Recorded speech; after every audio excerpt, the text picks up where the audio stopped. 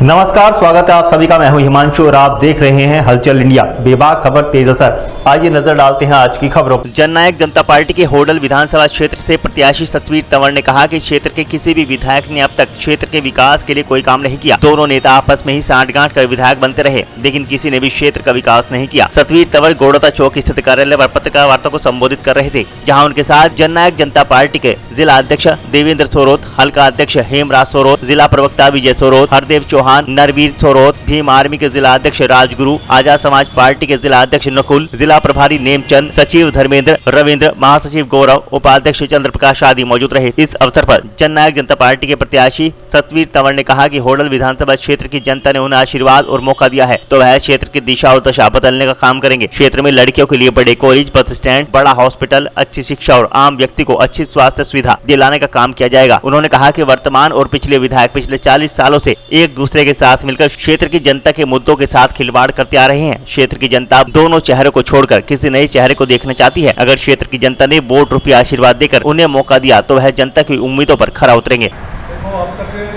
जितने भी कार्य असफल हफ्ते पहले विधायकों ने जो भी यहाँ पे रहे, वर्तमान विधायक हो, पूर्व विधायक हो, ये 35-40 साल से जो व्यवस्था चली आ रही थी कि एक बार वो बनता था, एक बार वो बनता था, दोनों में से काम कोई करता नहीं था। तो होडल की जनता, रतनपुर की जनता, क्षेत्र की काफ़ी दिन से नए चेहरे की डिमांड थी और बदलाव होडल की जनता काफ़ी दिन से लगी रही थी। कोई था नहीं, ऑप्शन नहीं था। तो हमारी जननायक जनता पार्टी और आज़ाद समाज पार्टी का जो गठबंधन था, उस गठबंधन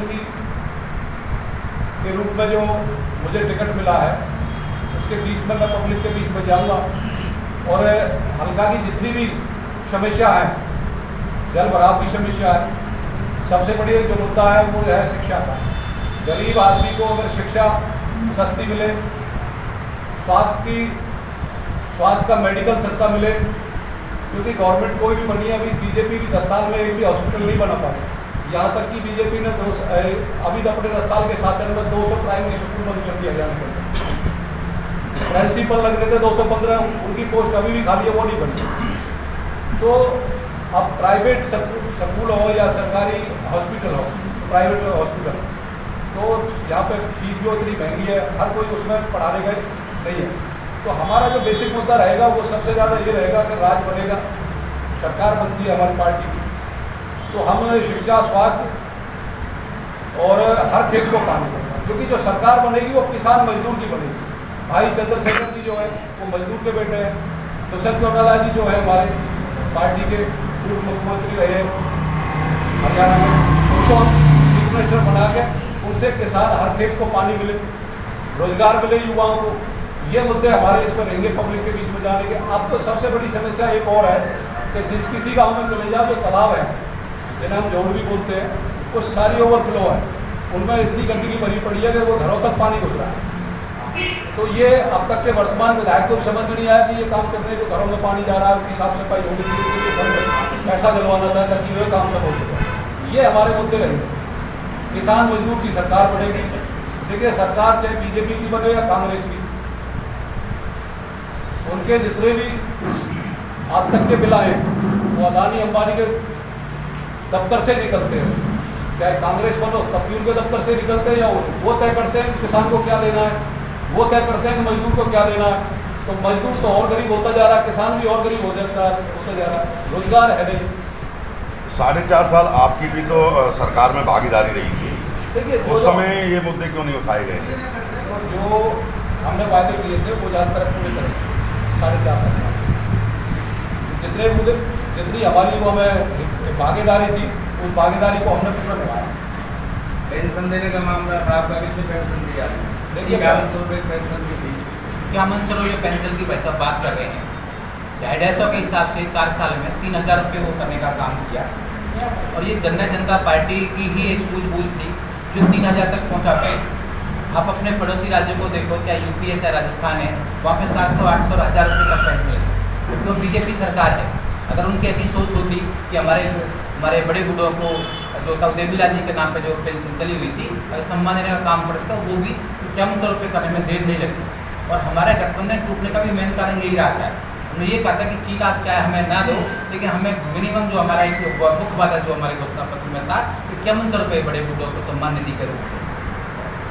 साथियों, होडल विधानसभा के लिए जननायक जनता पार्टी एवं आज़ाद समाज पार्टी की तरफ से भाई सतवीर तंवर जी, जो गांव टकोरा के रहने वाले हैं, पार्टी के बड़े ही कर्मठ कार्यकर्ता हैं, दोनों नवयुवक जो हमारा नेतृत्व है, हमारे भाई दुष्यंत चौटाला जी एवं चंद्रशेखर जी ने मिलकर भाई के ऊपर दायित्व सौंपा है। ये पहली प्रेस वार्ता है। आप सभी से भी उम्मीद है कि भाई को हेल्प में अपना काम करें। सर्वप्रथम हमारे भाई एसपी से हैं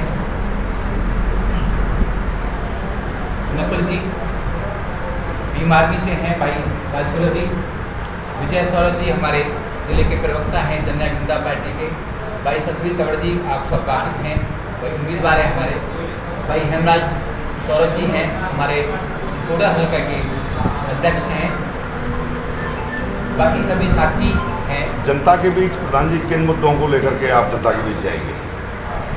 सर्वप्रथम हमें जो जनता जनार्दन ने करीब 4.5 वर्ष का समय भाई दुष्यंत चौटाला जी को दिया था, हमने अपने घोषणा पत्र में जो मुख्य वादे जो हमने समाज के सामने किए थे कि अगर हमें जनता आशीर्वाद देगी तो इन मुद्दों पर काम करेंगे।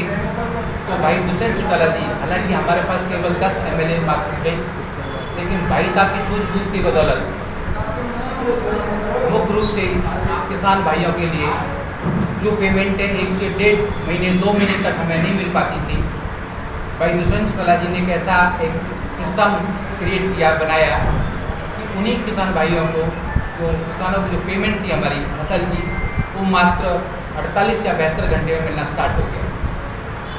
इसके अलावा हमारी माता बहनों के लिए हमारे घोषणा पत्र में वादा किया गया था कि डिपो होल्डरों के लिए लगभग 33% आरक्षण हम अपनी माता बहनों को देंगे, उसको हम सफल करने में सफल रहे। इसके अलावा हमारे युवाओं में जो 75% आरक्षण का जो प्राइवेट सेक्टर में देने का वादा किया गया था, वो भाई साहब ने अपना विधानसभा में पारित करा के फिर कुछ लोगों ने उसको हाईकोर्ट में हमें चैलेंज किया। हाईकोर्ट से हम जीतकर सुप्रीम कोर्ट में चला हुआ है और हमें पूर्ण विश्वास भी है कि हम उसको पूरा करने, वो हमारा कोर्ट हमें मौका था उसका परमिशन देगा और आने वाले समय में हमारे हरियाणा के नवयुवक साथियों को रोजगार की शायद कोई दिक्कत नहीं आने वाली है। इसके अलावा भाई ने 50% आरक्षण जो है वो हमारे स्थानीय निकाय चुनावों के लिए महिला माता बहनों के लिए दिया था, तो उसको भी हम कराने में सफल रहे हैं। 7 से 8 आपके विधायक पार्टी को छोड़ के जा चुके हैं, तो किस तरह इस चुनौती को किस तरह स्वीकार करेंगे? ये जाने को तो आज ये आप सब लोगों के सामने आए हैं। असलियत में तो ये है कि ये सरकार बनने से 2 या 3 महीने के बाद ही इसमें सरकार शुरू होगी थी कि हम पार्टी को छोड़ें। तो छोड़ने की वजह क्या थी कि हमें मंत्री बनाया जाए। अब 10 MLA के बाद में पहले ही 2 मंत्रालय हमारे गठबंधन में दिए गए थे, अनूप धानक जी दिए गए थे, दूसरे हमारा नेतृत्व जो है दुष्यंत चौटाला जी मुख्यमंत्री के रूप में हमारे सामने आए। तो उनका सोच ये थी कि हमें और मंत्रालय मिले, क्योंकि ऐसा संभव गठबंधन में तो कुछ मर्यादाएँ होती हैं, तो मर्यादा हम देने में असमर्थ थे। तो उन्होंने उसी टाइम से स्टार्ट कर दिया था कि पार्टी की बुराई करना चाहना, लेकिन क्योंकि उनके मन में कहीं लालच थी कि अगर हम पहले छोड़ देंगे तो वो हमारे जो विधानसभा में जो हमें सैली के रूप में या कोई दूसरे अनुदान के रूप में मिलता था वो पैसा मिलना बंद हो जाएगा, तो इसलिए उन्होंने मौका नहीं दिया छोड़ने का काम। किसान आंदोलन में जेजेपी के आपके जो मुखिया हैं दुष्यंत चौटाला जी, वो खड़े नहीं हुए, किसान बहुत नाराज हैं, तो किसानों को किस तरीके से आप समझाएंगे? तो किसान आंदोलन की जो जहाँ तक बात है, भाई दुष्यंत उस समय भी आदरणीय प्रधानमंत्री जी को लेटर लिखे थे कि आप किसानों के साथ में बात कीजिए, और उनके जितने भी नुमाइंदे थे हम सब, चाहे हमें अपना छोटा सा एक अनुदान के रूप में देना हो या हमें सहयोग करना हो, हम जननायक जनता पार्टी का प्रत्येक कार्यकर्ता भी वक्त हो चला है आपसे विदा लेने का। कल फिर होंगे हाजिर कुछ नई और ताज़ा खबरों के साथ। तब तक के लिए दीजिए हमें इजाजत। नमस्कार। हमारे YouTube और Facebook चैनल को फॉलो और सब्सक्राइब करना ना भूलें।